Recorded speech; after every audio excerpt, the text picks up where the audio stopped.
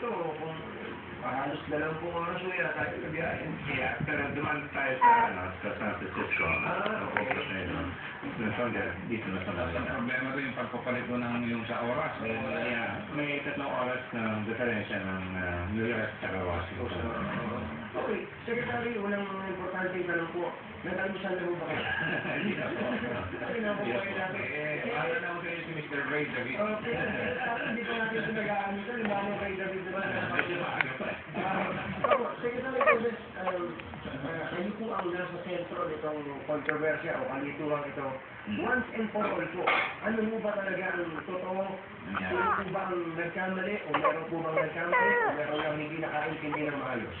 Okay, itong pinag-uusapan ngayon ng MDO, talagang binanggit po yan doon sa pagtalakay namin itong regional funding facility na was an idea and a proposal of the President.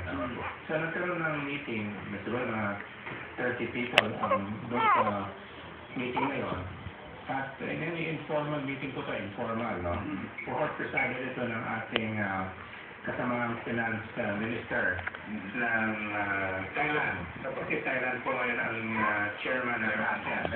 Chairmanship po yan. At doon sa discussion po natin, nagkaroon ng Video to, dito. ano kaya ang pwede nating makontribute sa ganitong facility.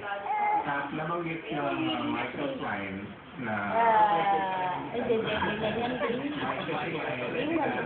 World Bank IFC, International Finance Corporation.